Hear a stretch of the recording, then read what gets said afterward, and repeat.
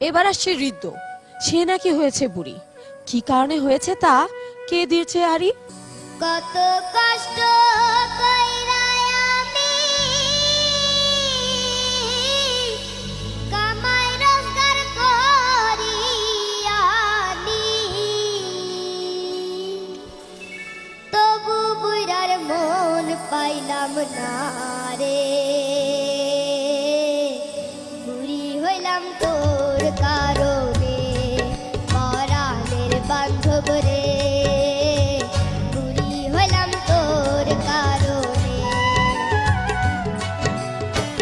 কত কষ্ট কইরা আমি কামাই রোজগার করি আনি, তবু বুইড়ার মন পাইলাম না রে। বুড়ি হইলাম তোর কারণে, পরাণের বান্ধব রে। বুড়ি হইলাম তোর কারণে, পরাণের বান্ধব রে। বান্ধব বুড়ি হইলাম তোর কারণে।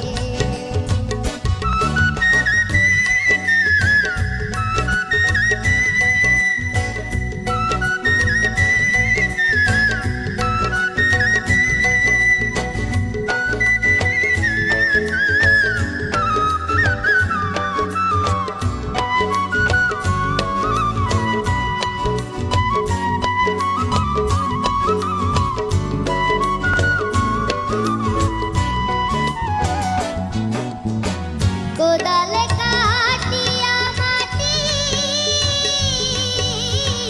হাতুড় দিয়া পাথর ভাঙি,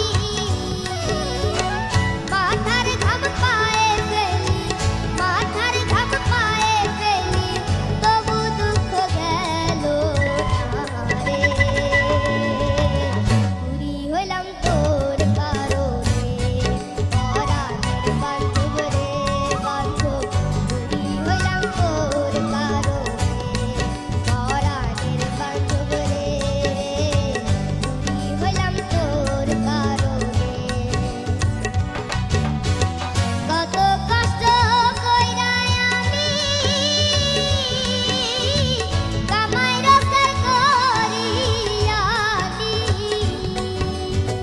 কত কষ্ট কইরা আমি কামাই রোজগার করি আনি, তবু বুইড়ার মন পাইলাম না রে। বুড়ি হইলাম তোর কারণে, পরাণের বান্ধব রে।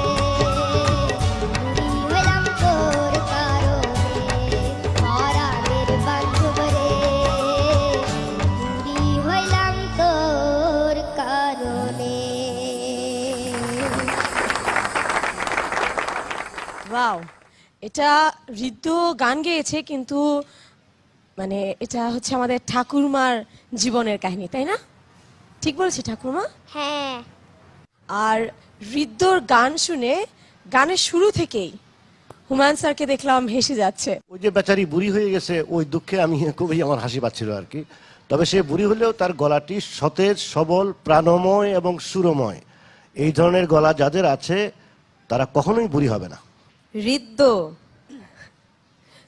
কার কারণে বুড়ি হয়েছে বাবা তুমি? তোমার গলা খুব সুন্দর, একদম বুড়িদের মতো না, অনেক সুন্দর গলা।